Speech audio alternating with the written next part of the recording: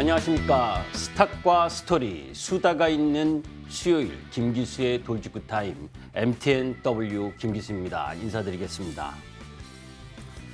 자, 어려운 시장이 지금 계속되고 있습니다. 그런 가운데에서 가치투자가의 대가 셀비 데이비스의 명언이 생각납니다. 돈을 벌 기회는 항상 약세장에서 나타났다. 다만 우리는 약세장에서 그 기회를 인지하지 못할 뿐이다. 사람들은 항상 시장이 막 오를 때 주식에 관심을 갖고 오히려 시장이 약할 때는 시장을 떠나려고 합니다. 그래서 그런 가운데에서 여러분들이 이 어려운 시장이고 힘든 시장이지만 주식시장의 바닥을 찾으려 하지 말고 장기적 수익 추구 투자자라면 다소의 위험을 감수하고서라도 성장을 담보로 하면서 구조적으로 성장하는 그리고 저평가된 기업을 찾으려 노력해야 하는 타이밍이 지금 이 시점이 아닌가라는 생각에서 여러분들께 말씀드립니다. 자, 새롭게 돌아왔습니다. 원래대로요. 자, 지금 이제 여러분들이 아시는 이제 그 노란톡을 설명을 드릴 텐데 방송 후에도 혹시 제가 지금 하고 있는 내용 중에 궁금하신 내용이 있으시면 문자로 샵 0988을 누르시고 김기수 이렇게 보내주시거나 하단 자막에 있는 QR코드를 찍으시면 연결될 수 있습니다. 자, 그러면 본격적으로 김기수 돌직구 타임을 시작하도록 하겠습니다.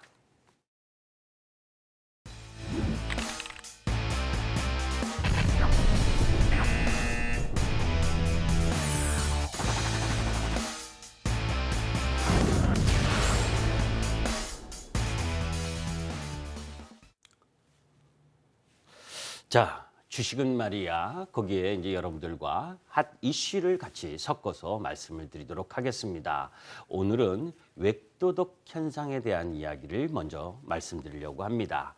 꼬리가 몸통을 흔드는 이야기를 웹도덕 현상이라고 하는데 블랙 먼데이 1987년 10월 19일 때 그죠? 그때 가장 강하게 나타났었던 부분입니다. 난데없이 왜 이야기를 하냐면 항상 예전에는 우리가 어떤 좋은 기업을 그죠?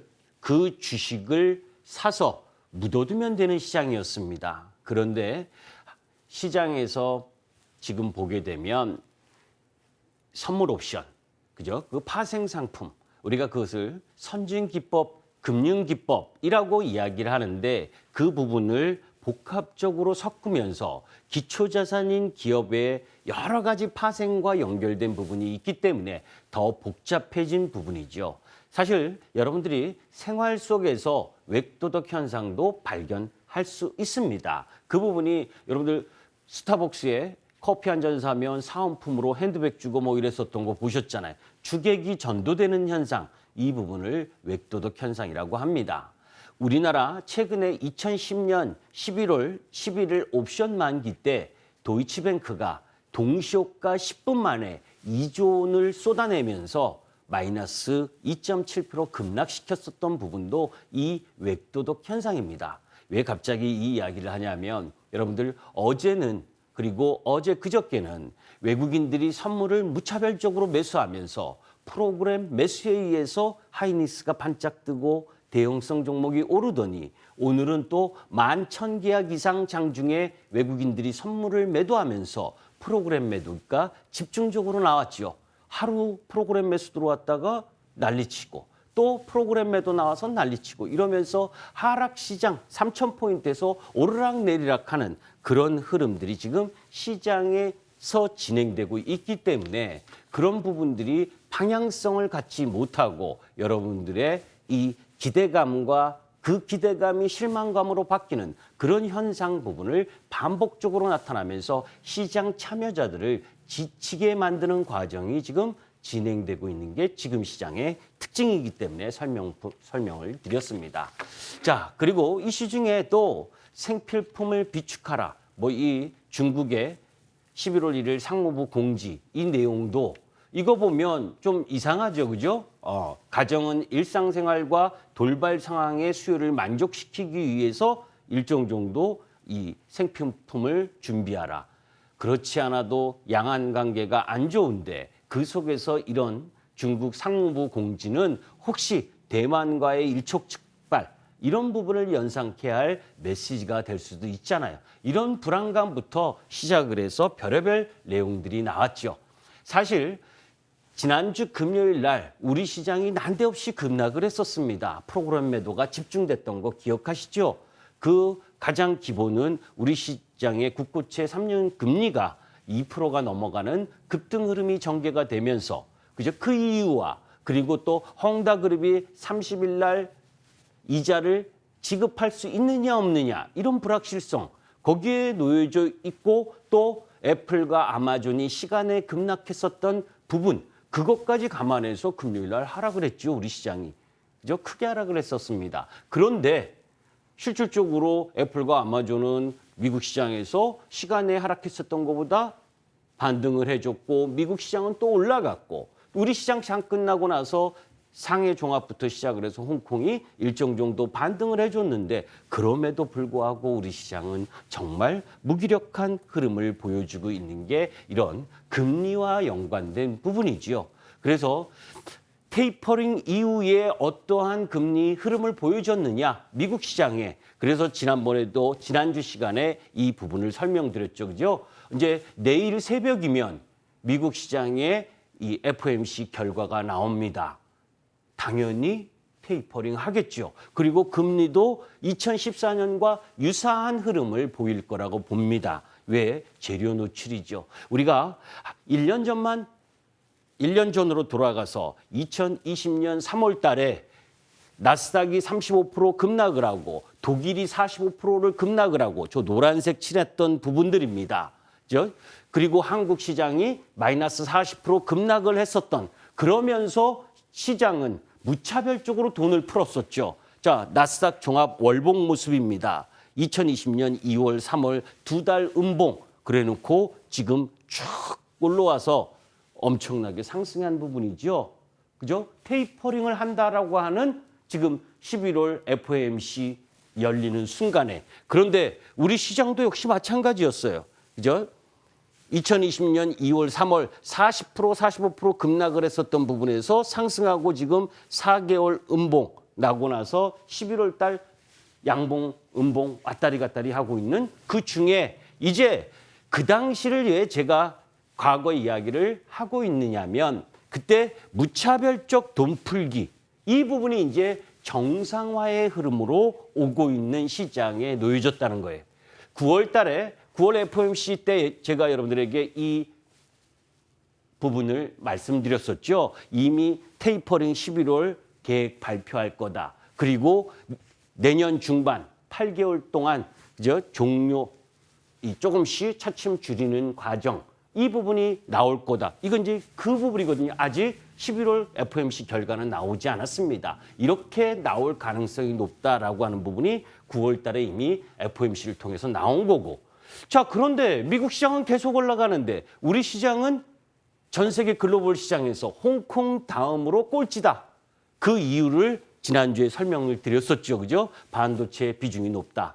그리고 수출 중심의 경제 구조에서 원자재값 급등에 취약하다.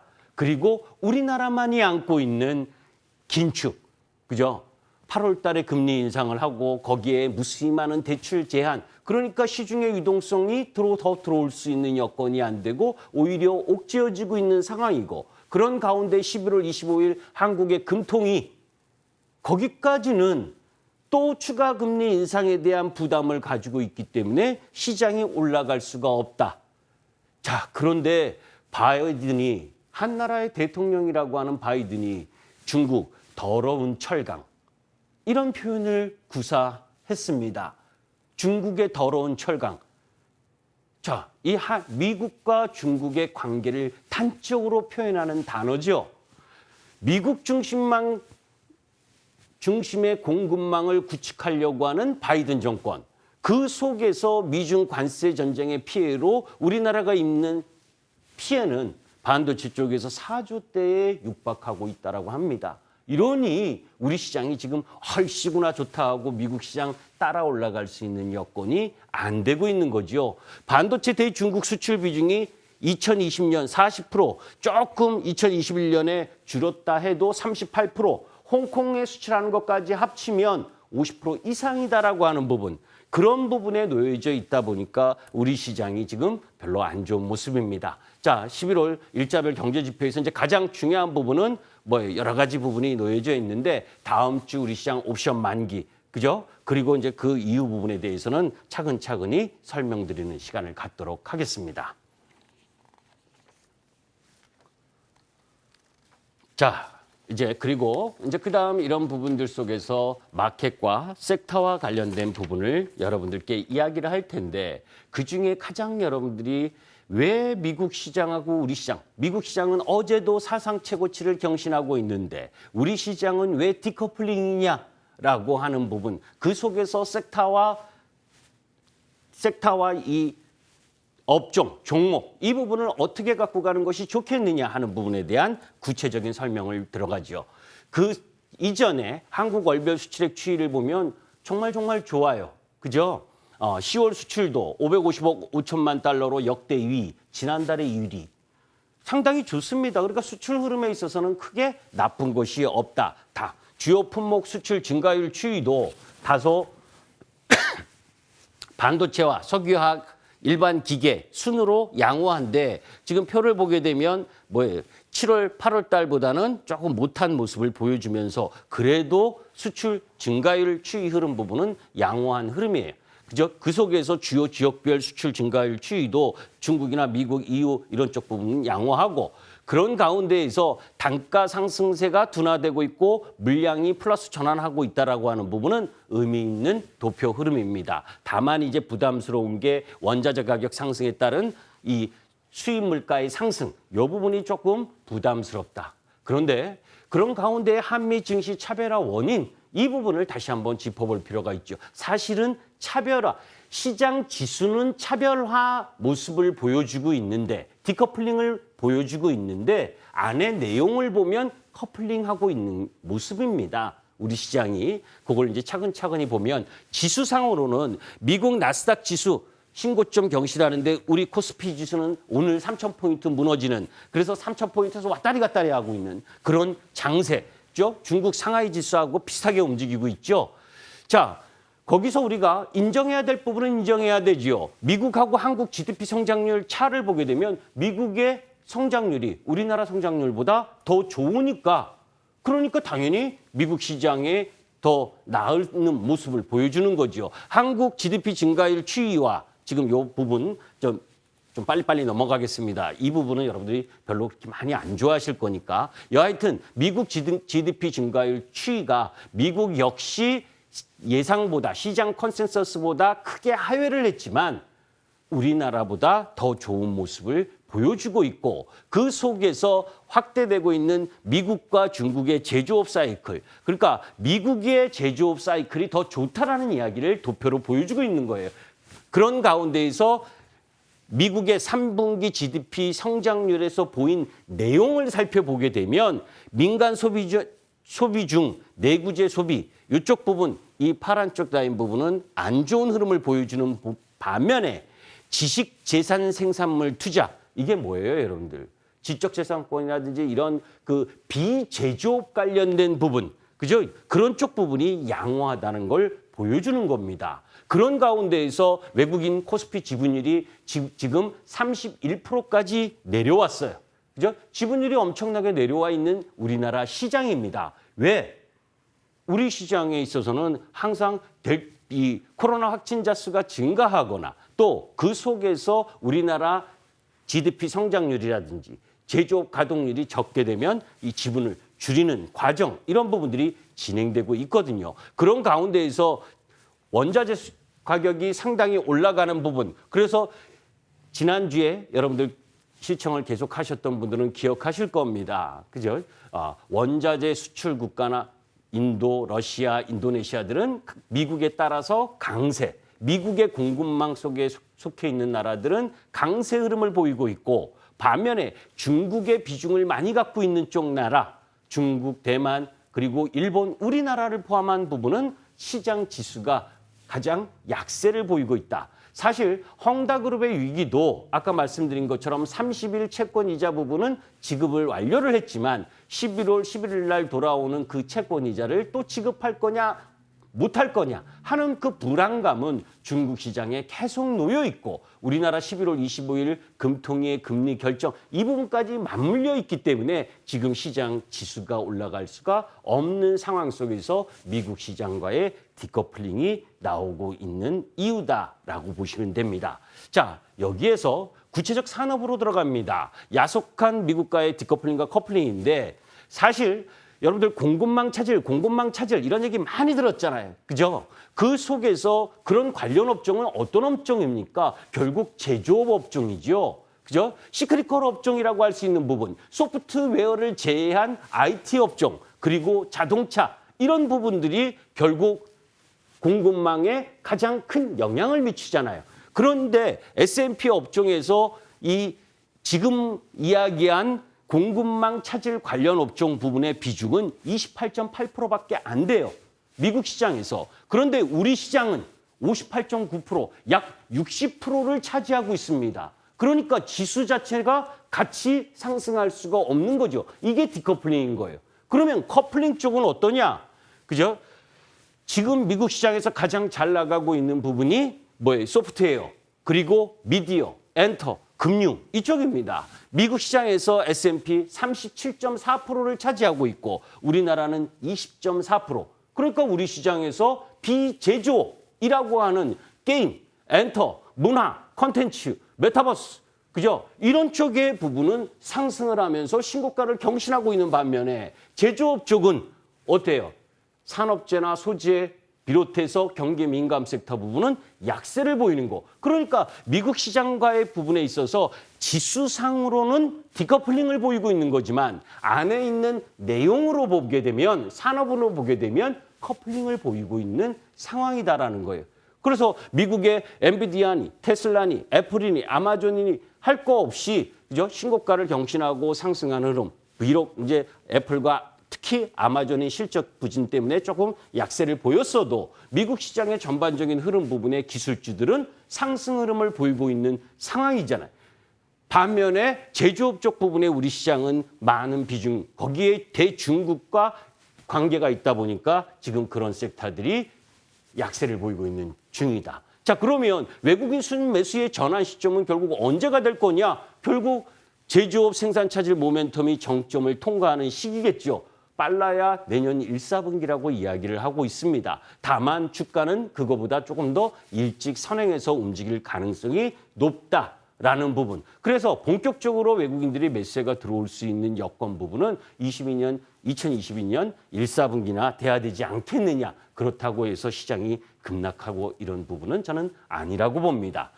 왜냐하면 그 이유도 조금 이따 설명을 드릴게요. 항상 시장은 주도주의 등장, 주도 섹터의 등장은 문제점을 해결하는 과정에서 나옵니다. 제가 매번 여러분들께 말씀드릴 때 2000년부터 비교를 할 때 2003년과 2007년 그때는 중국과 인도의 인프라 투자 구축 때문에 우리나라 산업재 소재, 조선철강건설 기계지주화 이런 업종이 세게 올라갔었던 그때 그런 섹터들이 주도 섹터였고 그죠?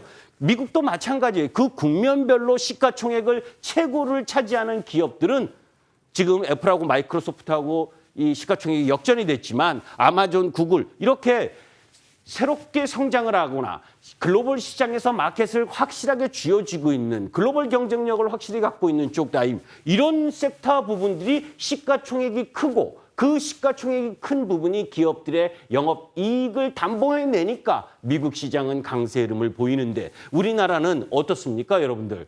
뭐 하나 미국이 중국이 이래도 우리 시장은 그 기침에 독감이 걸리는 시장이잖아요. 중국에서 하다못해 요소수 하나 제대로 공급받지 못하니까 우리나라 난리 난다고 그러죠. 계속 매스컴에서 떠들고 있는 부분. 여러분들 요 이틀 요소수 관련 기사가 가장 많을 겁니다. 그거 진입장벽 없는 내용입니다. 그런데 설비 투자하는데 2년의 시간이 걸린다라고 하는 부분.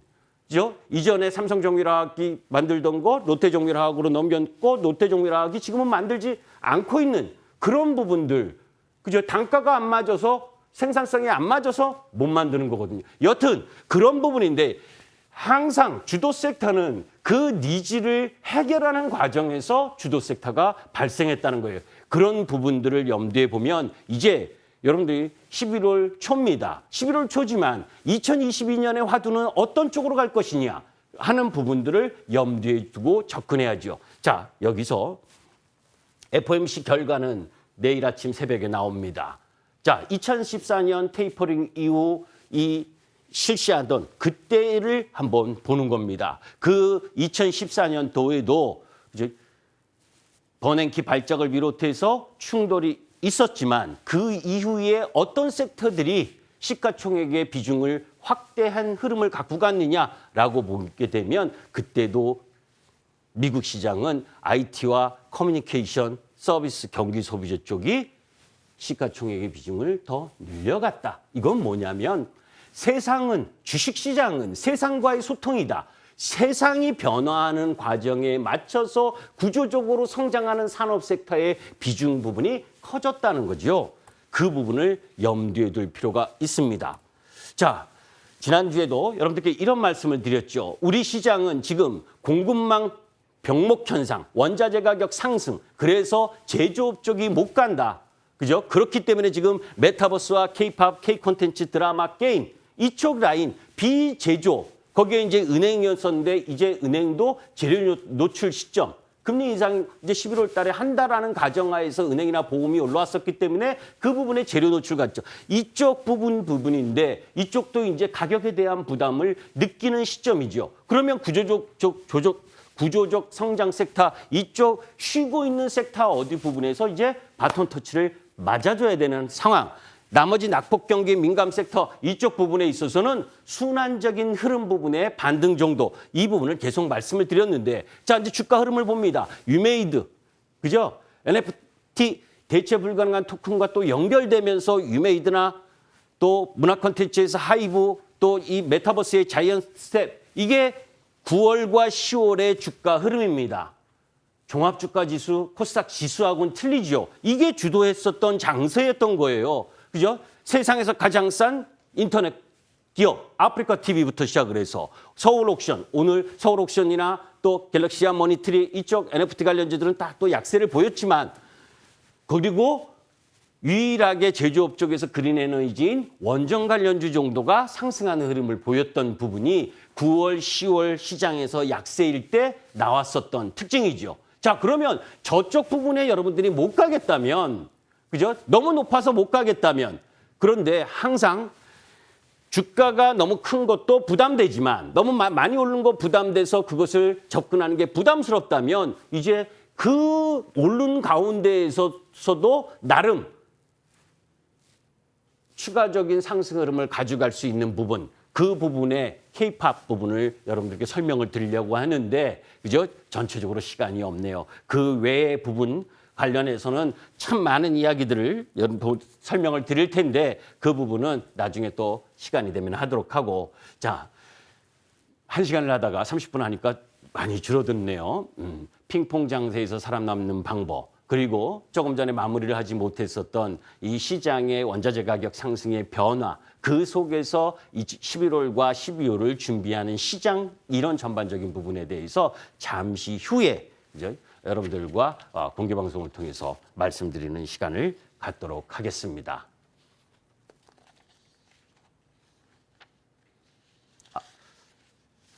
네, 6시 10분에 예, 참여할 수 있는 방법은 MTN 밴드 홈페이지 화면 지금 보이시죠, 그죠?